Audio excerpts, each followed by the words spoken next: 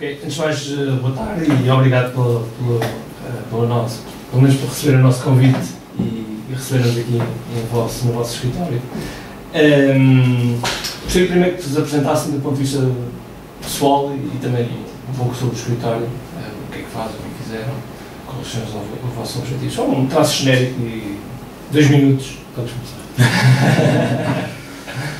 Bom, do ponto de vista histórico, eu trabalhei durante alguns anos no Ministério da Justiça, tive depois, durante cerca de 3 anos, na Abreu de Marques, onde estive integrado na equipa do Henrique Moser, sendo certo que depois desse período decidimos na altura abrir uma nova sociedade de advogados, e foi aí que, pouco a pouco, o projeto Prolegal foi surgindo e, basicamente, uma decisão que foi tomada já no início de 2010 e que, julgo que nenhum de nós se arrependeu e que, pouco a pouco, tem também vindo a fazer os seus passos. Simultaneamente, para além da advocacia, eu tive também a oportunidade, durante 2 anos, de ser deputado na Assembleia da República e, mais recentemente, exercer funções também no âmbito do governo, sem prejuízo de, obviamente, continuar ligado ao escritório e de acompanhar os assuntos todos do escritório como tem que ser. O Henrique, por si, falará, mas dizer basicamente que a ideia surgiu na sequência da experiência de muitos anos da equipa do Henrique ao longo de, sei lá, 15 anos de advocacia. Eu vi aqui 2000, 2010. 15 anos de advocacia. Fui sócio, exatamente. Muito centrada em determinadas áreas do direito e, portanto, nomeadamente direito imobiliário, direito societário, sobretudo, e de contratação, e que acabou por ser uma evolução natural em que, basicamente, a equipa, essa equipa de trabalho no âmbito de Abreu Marques, acabou por acompanhar-nos neste projeto próprio, que é um projeto que é criado numa altura complicada, era uma das perguntas que eu ia fazer, numa altura complicada da economia portuguesa e, obviamente, também complicada do ponto de vista do mercado da advocacia em Portugal. Quer dizer, qualquer pessoa que conheça minimamente o mercado sabe. E por isso mesmo, também numa altura em que foi preciso que, de uma lógica de especialização e de conhecimento e trabalho prático muito forte em determinadas áreas do direito, foi também preciso evoluir para uma situação mais geral e de resposta a todo um conjunto de matérias que podem surgir aos nossos clientes. E por isso mesmo, hoje em dia, a Prolegal, apesar de ter nascido dessa equipa que trabalhava muito na lógica do direito imobiliário, hoje é uma sociedade generalista que presta serviços em praticamente todas as áreas do direito e, portanto, esse é um aspecto também muito importante, até porque resulta daquilo também que são as necessidades dos clientes. Não é possível, hoje em dia, com o mercado de advocacia que temos, estar a dizer a um cliente: olha, assuntos de contencioso nós não tratamos, e, portanto, dirija-se ali ao lado, à porta do lado, ou à porta de cima, ou à porta de baixo, que nós não tratamos disso.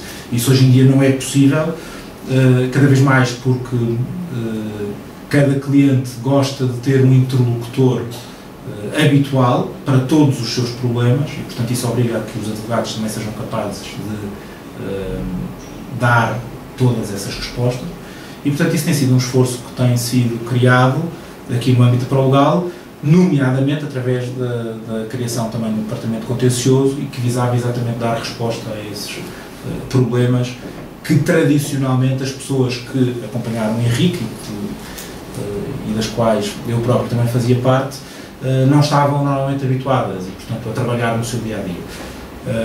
E isso é apenas uma prova daquilo também que é a adaptação que as sociedades de advogados hoje têm que ter para conseguir sobreviver num mercado cada vez mais competitivo e mais preenchido, com muitos advogados, com muitas sociedades de advogados, e em que, obviamente, há dois aspectos que, na nossa perspectiva, são absolutamente centrais, que é, por um lado, o acompanhamento de proximidade que as sociedades dão relativamente aos clientes, e esse é um aspecto absolutamente diferenciador entre as sociedades de advogados que existem no mercado hoje em dia, as grandes sociedades de advogados e as outras, e por outro lado, dentro desse acompanhamento de proximidade, também o grau ou o conhecimento e o know-how e a experiência profissional que cada advogado, que esse interlocutor junto dos clientes tem.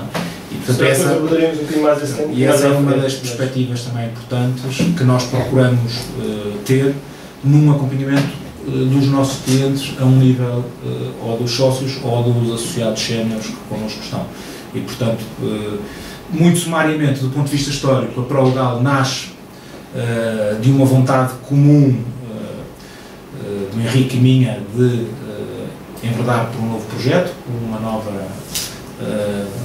uma nova fase de vida e por novos desafios. Obviamente, cada um de nós, com a sua própria experiência e com a diferença de experiências que cada um de nós tem, eu acho que a grande mais-valia acaba por ser essa complementariedade, sendo certo que é um processo ongoing, não é? Como se dizer, e, portanto, com dificuldades, mas também com grandes conquistas, que são as conquistas próprias de um projeto que é nosso e, portanto, que por isso mesmo é bastante enriquecedor do ponto de vista pessoal. Muito bem, Dr. Henrique, força.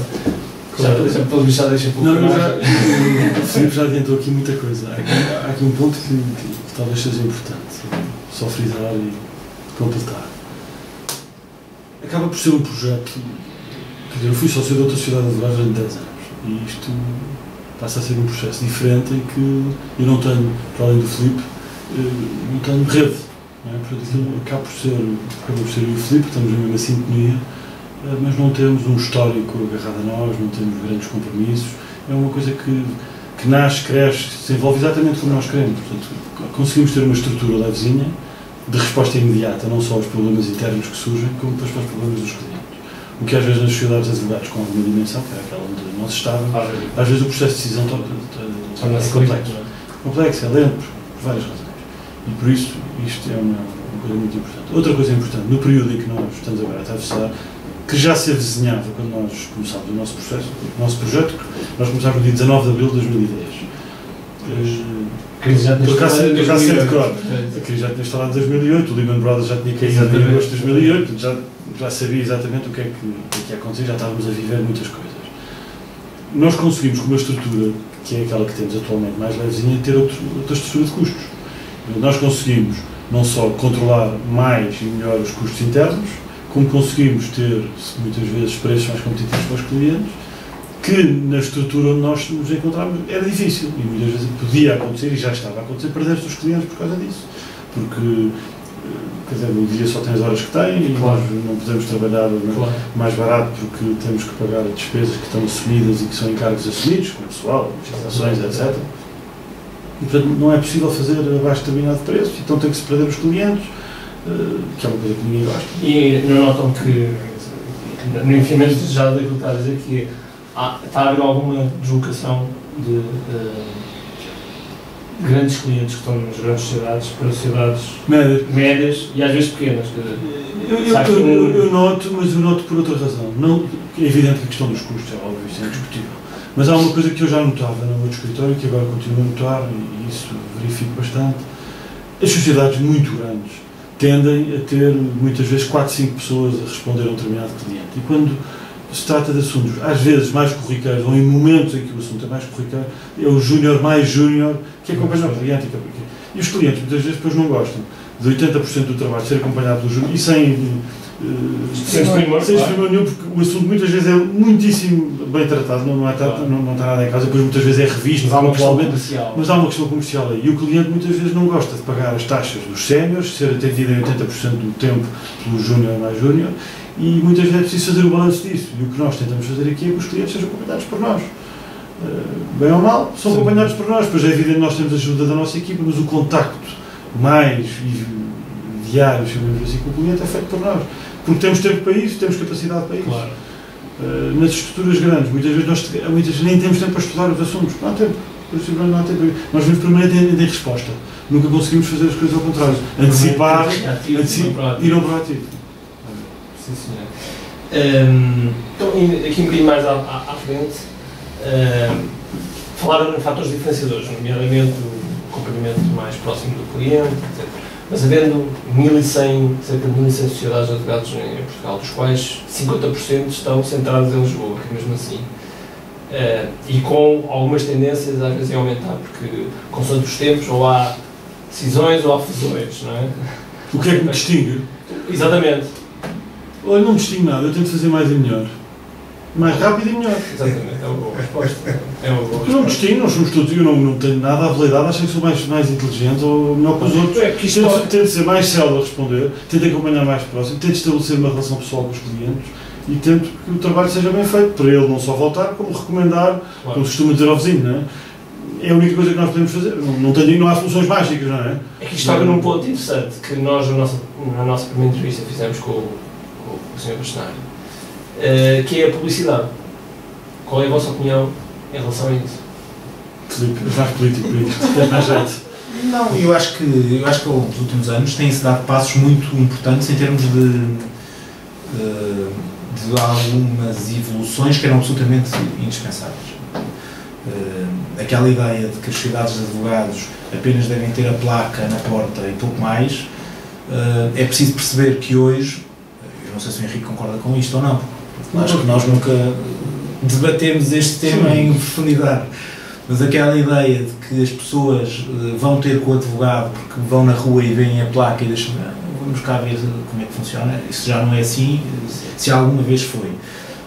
E, portanto, eu acho que hoje em dia, de facto, o mundo da divulgação da existência de determinadas sociedades de advogados, dos serviços que prestam, é algo que está bastante banalizado até, diria eu, na nossa sociedade, através de diversos jornais económicos, em diversas plataformas tecnológicas e, portanto, e até, inclusivamente, através dos próprios sites das sociedades de advogados, que hoje em dia são uma plataforma absolutamente essencial. Ok, um ponto interessante, que é o facto realmente do mundo online e o mundo offline, se chamemos assim. E realmente foi uma das questões que nós, e o Sr. Bastonário até disse que mostrava-se perfeitamente disponível a ouvir novas sugestões, porque há aqui, de um modo, um contrassenso, ou pelo menos lançamos para a mesa que há aqui um contrassenso, que é o facto, em termos de sites, etc., poder-se fazer uma publicidade que, no fundo, estamos a falar mais abrangente propriamente depois a que é possível fazer fora do mundo virtual, não é? Pois, se nós estamos a falar de publicidade informativa, em que, no fundo, está a relatar factos, é uma coisa. E parece-me que é pacífico, mesmo a ordem dos advogados, e a maioria dos advogados é pacífico o entendimento quanto a isto. A questão diferente é a tal publicidade comparativa. Quem somos nós para nos compararmos com os outros e achar que somos melhores ou piores, e eu posso dizer que um determinado produto é melhor para as dores nas costas do que outro, mas na advocacia é muito difícil dizer isso. Claro. As pessoas podem ter maus resultados num determinado momento por uma razão qualquer que até é alheia ao advogado, e às vezes num assunto exatamente igual ter ótimos resultados. Nem sempre a responsabilidade é do advogado pelo que corre bem. Sai uma imagem mais fácil, quando corre bem é porque é do advogado, mas quando corre mal também é do advogado. Não é verdade. Às vezes os fatores são totalmente estranhos aos advogados, não têm relação, responsabilidade nenhuma com o desfecho determinado assunto. É assim, acontece, há vários intervenientes, às vezes as pessoas têm razão de uma maneira, outras vezes têm razão de outra. Mas viu alguma evolução, ou seja... Vi uma enorme evolução. Através da internet. Enorme evolução. Como fala houve um parceiro da Ordem dos Advogados, sim. E há uma enorme evolução nesse sentido. Há aí outro ponto que é um cuidado que os advogados têm que ter na divulgação dos assuntos que tratam e dos clientes que tratam. Porque se um determinado cliente der autorização para que seja revelada quem é que é o seu advogado, que o advogado participou em determinada operação, eu não vejo problema aí. Quer dizer, eu digo, sou advogado de determinada pessoa, de determinada empresa, desde que essa empresa tenha dado autorização para isso, e que eu digo que estou a tratar de um determinado assunto obviamente, sem nunca estar a explicar os contornos, o que é que está a ser discutido na praça pública. Eu não vejo problema nisso e aí que até essa informação seja posta no site. Para além disso, já vejo, existe, apesar de tudo, ou tem que haver algum cuidado com as coisas que se diz e tem que se proteger a imagem dos clientes. E um dos principais esteios da profissão de advogado é exatamente o sigilo profissional. É aquilo que nós estamos obrigados, é aquilo que é mais sagrado para nós. É o sigilo do padre, não é? Para nós é o sigilo profissional. Eu não tenho nada que estar a falar, seja com quem for, e muitas vezes até nem internamente falamos, dos assuntos que estamos a tratar dos clientes. E, portanto, se isso depois... Porque eu tratei de um assunto que correu muito bem, e é um cliente com uma grande visibilidade, e a tentação é grande de passar isto para a praça pública, para depois daí canalizar outros assuntos. É aí que temos que ter muito cuidado. E acho que esse é o ponto principal. Tudo o resto, desde que seja informativo, e que depois não seja lesivo ou prejudicial da imagem de terceiros, porque se faça a publicidade de forma comparativa. Muito bem, muito bem. Como é que vê, mudando aqui um bocadinho mais para a questão da justiça em Portugal, no fundo, como é que é o estado de sítio? E agora como? Eu estou impedido. Podes falar, e dizer que eu disse. Eu estou impedido.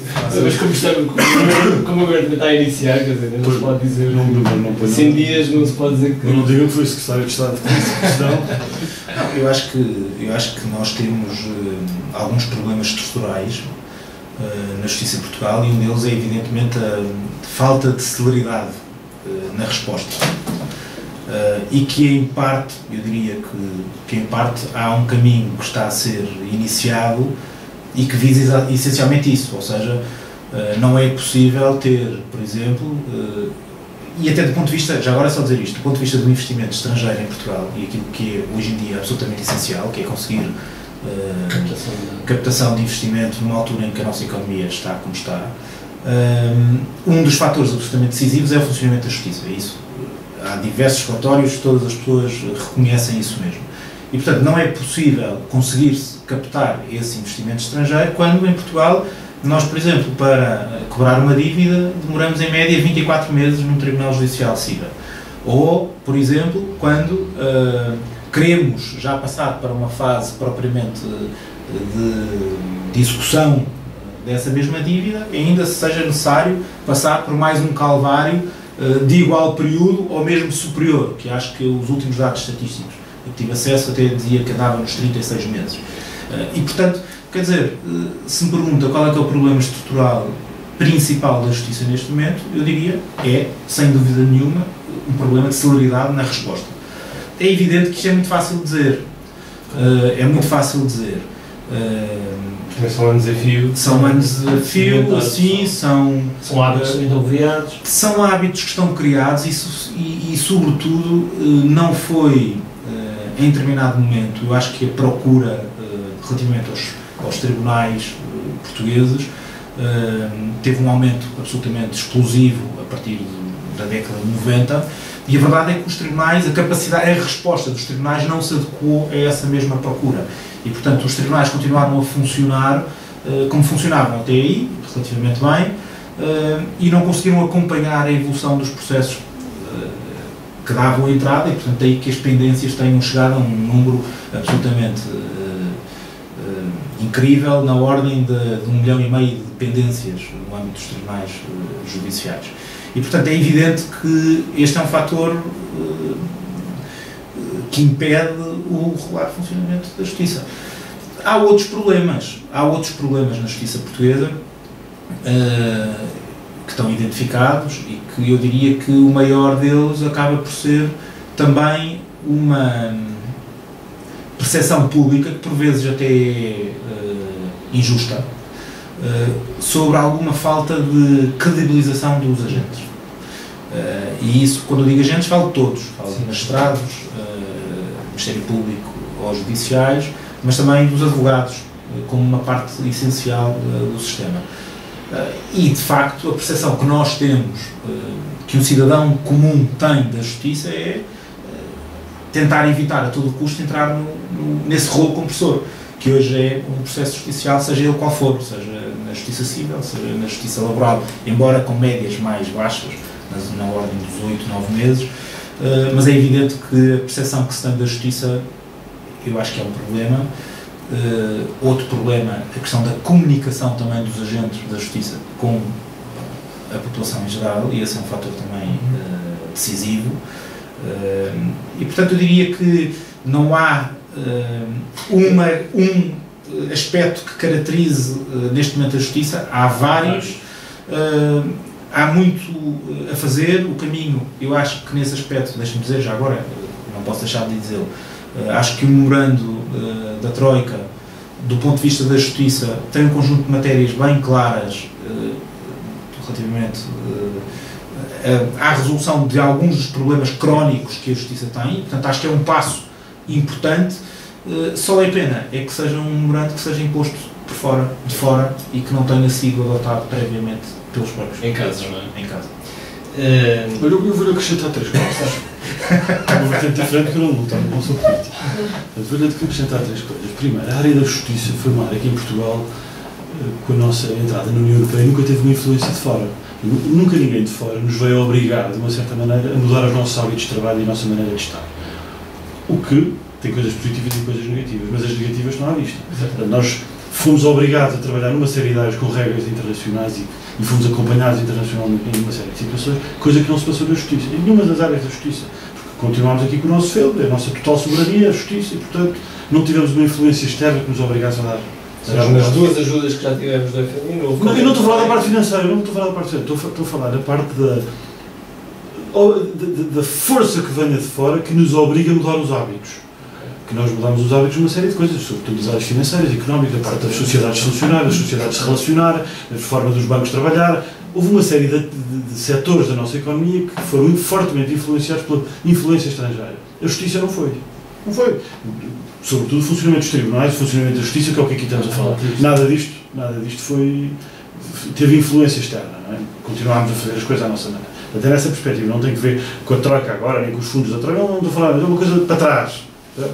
Isso é um ponto. Segundo ponto, nós temos um sistema, uma das coisas que o Filipe aqui identificou e que contribui para o volumar do número do processo é nas cobranças. Nós temos um sistema em que as empresas, para que fiscalmente consigam evitar o pagamento de determinados montantes a título de impostos, ou consigam recuperar montantes já pagos, têm que intentar obrigatoriamente ações em tribunal. E o que acontece? Há pequenos volumes que originam um sem número de ações em tribunal. Um exemplo típico são os operadores dos telemóveis. Já se sabe que não vão cobrar havia montante. Cerca de 20 empresas que representavam mais de 70% das dependências. Portanto, uma pequena empresa, toda a gente sabe que não vai cobrar os 10 euros àquela pessoa que desapareceu. Mas aquilo, para deixar de ser considerado receita na empresa, tem que ter ação, e depois para poder recuperar o IVA, ou para deduzir o IVA, tem que pôr. E, portanto, enquanto for assim, o sistema obriga as empresas e as pessoas a irem para tribunal e a avolumar o processo. Todos sabemos que aqueles processos têm todos o mesmo fim. Não se consegue cobrar, e o objetivo daquilo é único e exclusivamente ter uma sentença para efeitos fiscais. Portanto, isso também é um problema. Claro. Talvez resolvesse a tirar uma série de ações dos tribunais. É curioso porque falou em 36 meses e a média alemã está nos 6 meses. Portanto, temos aqui um gato. Um gap verdadeiramente assombroso. Portanto, são só 30 meses de diferença. Terceiro ponto na minha análise a isto: o nosso sistema é excessivamente garantista. Tudo, e muitas vezes as coisas mais pequenas admitem reclamações e recursos por tudo. Resultado, não chegamos ao fim dos processos.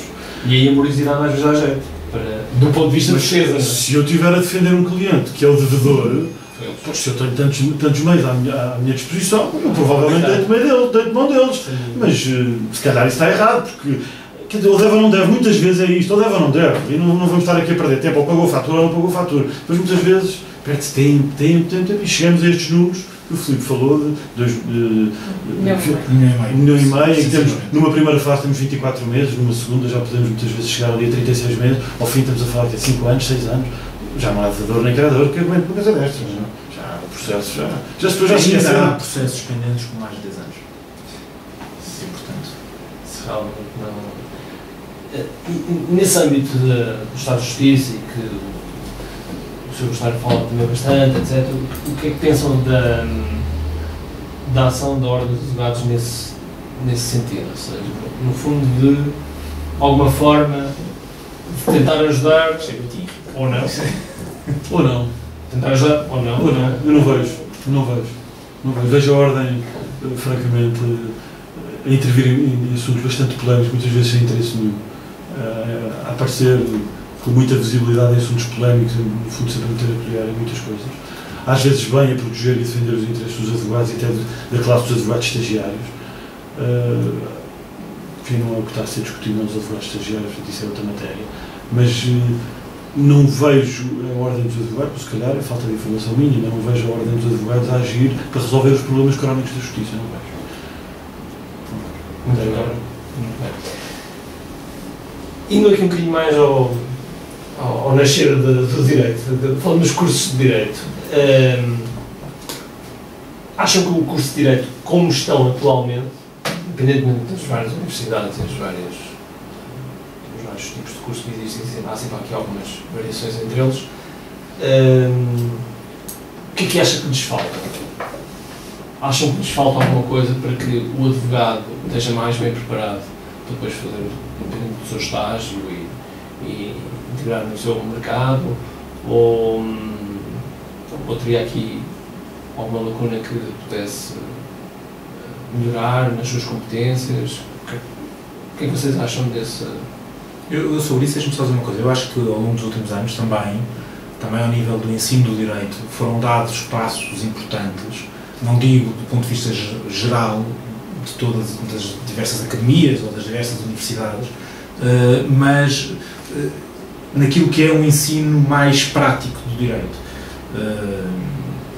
No meu tempo, e no tempo do Henrique, o ensino do direito, pelo menos nas nossas universidades, era um ensino muito teórico, pesado.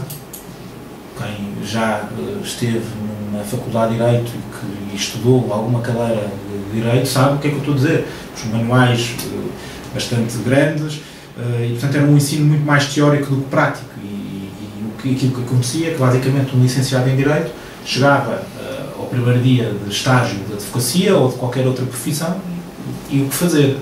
O que é que eu sei fazer? Eu acho que essa é uma das perguntas que, de facto, olhando para trás, qualquer um de nós colocava, que é, no seu primeiro dia de trabalho, de estágio, o que é que eu sei fazer? E eu lembro-me perfeitamente de alguns colegas dizerem na altura, bom, eu já com o computador à frente, portanto, com a folha em branco, e agora? E agora? E, portanto, eu acho que, de facto, nesse aspecto, as universidades de Direito, algumas universidades de Direito, com o nascimento de algumas universidades novas, novas em termos de tempo, não no caso concreto a Universidade Nova, mas novas, conseguiram contribuir para também ajudar a modernizar o ensino do direito. E acho que nesse aspecto isso é de facto muito importante, porque a componente prática tem que começar nas universidades, tem que começar nas faculdades. Não pode, como acontecia até a um determinado momento, iniciar-se apenas no estágio promovido pela Ordem dos Advogados, que, como nós sabemos, esses estágios eram dados muito numa lógica da realização de um exame. Portanto, a fazer as peças processuais que eram ensinadas tinham como origem ou como destino a realização de um determinado exame para conseguir-se a inscrição definitiva na Ordem dos Advogados. E, portanto, eu acho que esse aspecto é um aspecto muito importante. É evidente que o ensino do direito é um ensino que assenta muito numa tradição histórica e, portanto, é bom também que mantenha esse peso da tradição. Portanto, é um ensino teórico, em regra teórico, mas essa componente prática é uma componente muito importante depois no dia-a-dia, no mercado de trabalho em geral, seja numa sociedade de advogados, seja numa empresa, seja num departamento jurídico de qualquer empresa, seja onde for. E, portanto, isso é um aspecto que eu acho que foi um passo decisivo, mas que não sei se... Eu acho que eu acrescento aqui uma coisa, independentemente do que o Filipe disse e de concordar com a parte académica e tudo isso, eu acho que é uma coisa essencial para os advogados que não se aprende na escola.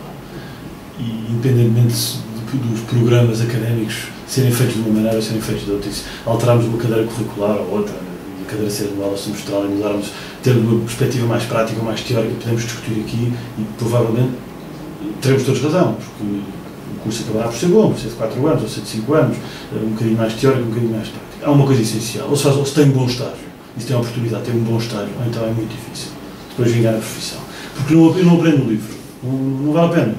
Eu tive a sorte de ter um estágio excelente e onde toquei em várias áreas, e eu acho que isso foi a diferença na profissão. Foi aquilo que me diferenciou na profissão, foi ter um excelente estágio, que dura 2 anos às vezes mais, mas a Ordem não tem capacidade para depois formar uma série de pessoas sem ser no plano teórico. Quer dizer, a Ordem não pode andar com as pessoas ao colo, não é possível. De ficar à espera que a Ordem resolva o problema não é realista. O Estado defendia muito voltar à tradição do patrono, da figura do patrono. Mas existe, quer dizer, existe a figura do patrono que dá o estágio, só que nem todas as pessoas, infelizmente, têm sorte ou capacidade de ter um verdadeiro patrono. Uma coisa é ter alguém, do ponto de vista formal, é o patrono. Outra coisa é alguém, do ponto de vista prático, é o patrono. Alguém que ajuda, que apoia, que tem tempo, que ensina, que acompanha e que, de alguma forma, transmite conhecimento. Que faz toda a diferença. E que faz toda a diferença. Quer dizer, porque uma pessoa que tem 23 ou 24 anos, está no princípio da carreira, aquilo que tem mais é insegurança e não sabe se está a fazer bem, não tem experiência,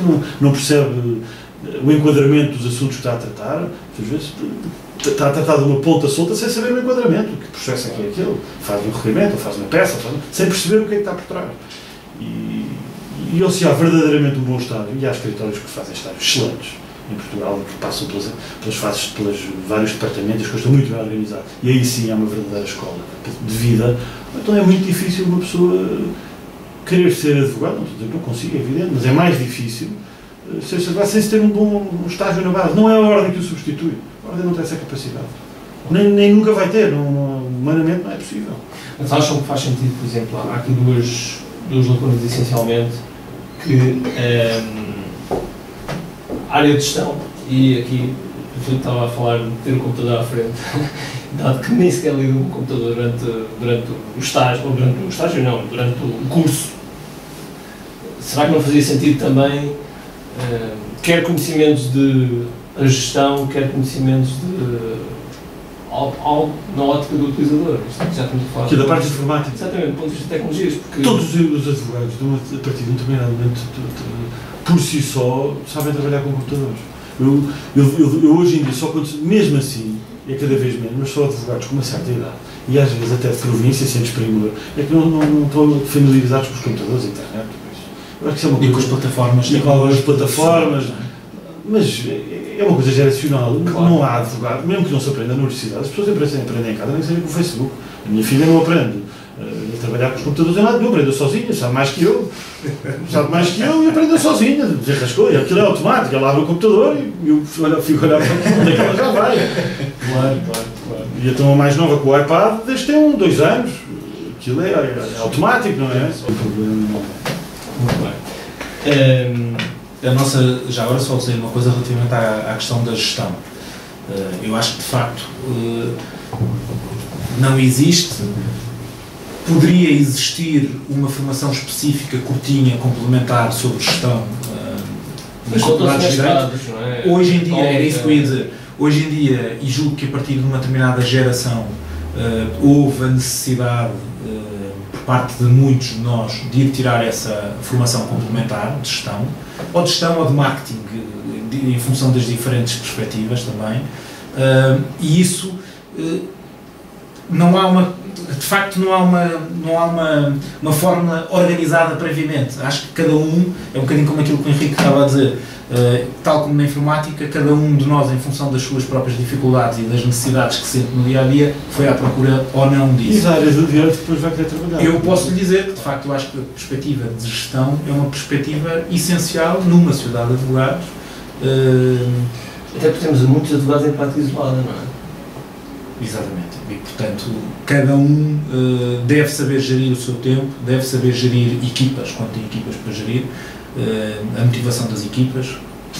Muitas vezes não é só com a questão salarial ou não, a remuneratória, há fórmulas de gerir equipas que nós não fomos sensibilizados para isso ao longo de 5 anos de curso. E, portanto, agora, acredito também que esta geração hoje, que está, na sua esmagadora maioria, à frente das cidades de advogados do país, é uma geração que foi à procura disso e que já tem bastante formação nesse aspecto.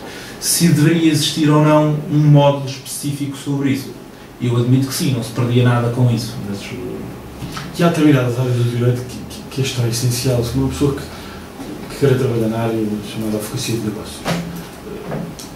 Tem o mínimo, tem que ter, não precisa ser um revisor oficial de contas, não contabilista, mas tem que perceber o mínimo, nem que seja para acompanhar as discussões que estão a ser tidas à volta da mesa, para perceber o que está a discutir, para saber fazer perguntas, para saber ler os documentos. Há uma base que é necessária. Ninguém está a pedir que o advogado seja economista, mas percebe. Pede-se que o advogado compreenda aquilo que está a ser discutido. E que os conceitos os perceba. Portanto, se uma pessoa está a lidar seja numa OPV, seja numa OPA, seja numa compra de uma empresa grande, seja num processo de fusão complexo, a pessoa tem que perceber um bocadinho do que é os aspectos económicos que estão relacionados com tudo isto. Porque senão não é essa a área desse advogado, deve estar noutra área. E há várias áreas onde provavelmente não precisamos de conceitos económicos, profundos, apesar da economia estar em tudo na nossa vida. Mas há determinadas áreas, claramente. Eu, se for advogado de crime, por exemplo, provavelmente não preciso ter uma sensibilidade para questões económicas como se for um advogado de negócios. Isso é... Claro. E pegando um bocadinho nas suas palavras há bocado das influências externas, não fazia sentido também intercâmbios entre as várias universidades, quer seja no estrangeiro, quer seja... Olha, a melhor experiência que se pode ter são experiências de estudo e cruzadas com outros países, e eu acho que é isso que eu posso, ser uma vertente um bocadinho diferente, eu acho que é isso que eu posso dar de diferenciador aos meus filhos. Portanto, no processo de educação dos meus filhos, eu lhes puder dar isso, e já comecei a tentar fazer isso, eu acho que isso é muito mais enriquecedor que outras coisas.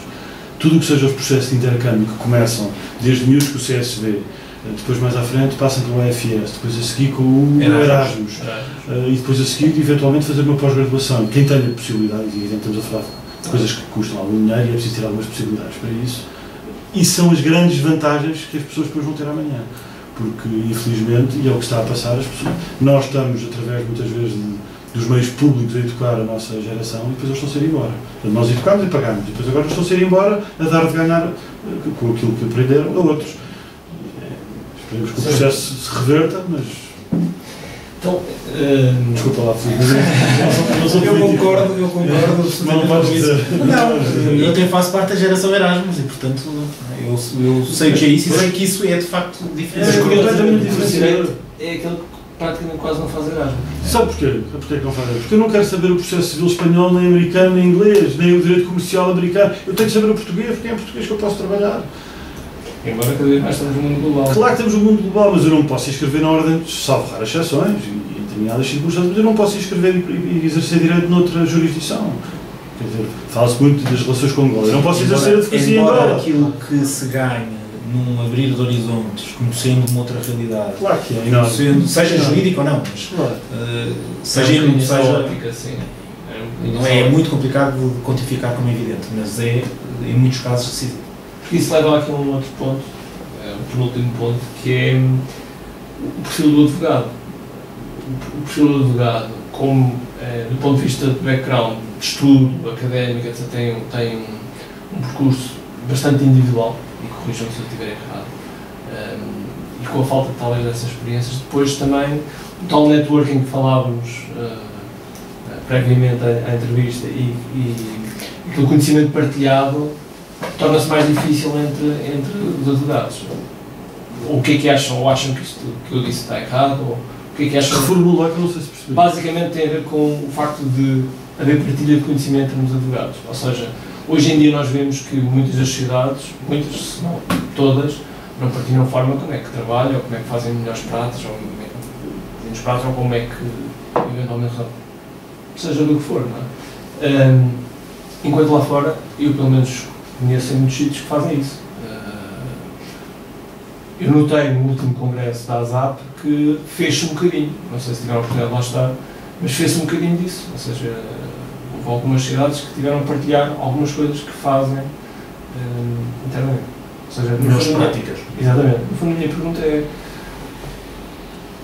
será que este background cultural e académico, e depois o percurso de estágio, etc., faz com que o advogado fique mais individualista e menos em equipa, e aqui quando falamos de equipa, é a equipa de colegas e não dentro da sociedade?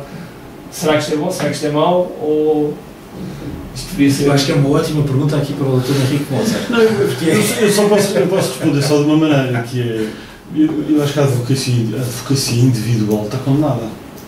Isto é um bocadinho duro assim, mas Não é possível, nós não podemos saber tudo, ao ritmo de que a informação anda, ao ritmo da produção da legislação. É impossível as pessoas saberem tudo, não é possível.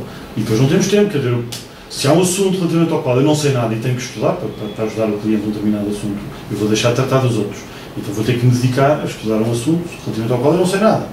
Um assunto qualquer. E vai demorar imenso tempo para depois poder resolver o problema do cliente, relativamente ao qual eu posso não ter experiência naquela área. Portanto, se uma pessoa continua a tratar assim muito individualista, francamente não vejo futuro. Nós temos que partilhar em cada uma das suas áreas. Estou mais talhado em áreas que tive mais experiência e funciono de forma mais célere, vou direto ao assunto muitas vezes, e há pessoas que estão noutras áreas que têm essa valência. E portanto, se nós não cruzarmos isto, e se as sociedades de advogados não fizerem isto, então não vale a pena haver sociedades de advogados. Isto com o Henrique Dias. Eu acho que as sociedades de advogados fazem todas isto. E depois tentam-se organizar internamente em prática, departamentos, enfim, áreas de prática, que é muitas vezes chamar. É uma forma de organização, mas necessariamente tem que cruzar conhecimentos. Mas na raiz, a essência das sociedades de advogados tem que ser essa mesmo. Conseguimos prestar serviços mais abrangentes e cruzando conhecimentos dos vários advogados. Eu concordo com o que o Henrique disse nas duas perspectivas, embora também seja verdade a circunstância que descreve, ou seja, que ainda por força também do mercado que estamos a falar, que é um mercado, eu acho que é um mercado tradicional, ainda muito tradicional, haja pouca propensão para esse cruzamento de informação fora das sociedades de advogados, portanto, ou entre as sociedades de advogados, e para não chegar ainda sequer ao advogado em prática isolada. Estou já a falar num patamar das sociedades de advogados. Portanto, esse cruzamento entre sociedades de advogados, por força daquilo que é também o mercado, eu acho que não existe como poderia existir. E, portanto, daí que também acabo por concordar um bocado com a introdução que fez. Portanto, acho que esse é uma realidade, de facto, é uma realidade. Mas também é uma diferença, é uma mudança de mentalidades que tem que ocorrer em toda a justiça, não é apenas no mercado da advocacia, não é apenas nas sociedades de advogados, não é apenas nas pessoas que lideram as sociedades de advogados em Portugal. Se calhar até mesmo nas empresas portuguesas. Nas empresas portuguesas, no Estado português, nos diferentes intervenientes, há de facto um processo de mudança de mentalidades que não se faz de um dia para o outro, na partilha do conhecimento. A partilha do conhecimento só pode levar a mais conhecimento, e portanto que de facto ainda não existe como poderia existir. Se estamos a caminhar nesse sentido ou não, aqui o Dr. Henrique Moser parece indicar que sim. Eu também acredito que sim, embora tema que esse processo não seja um processo muito rápido. Julgo que esse processo será um processo de décadas. Talvez uma geração.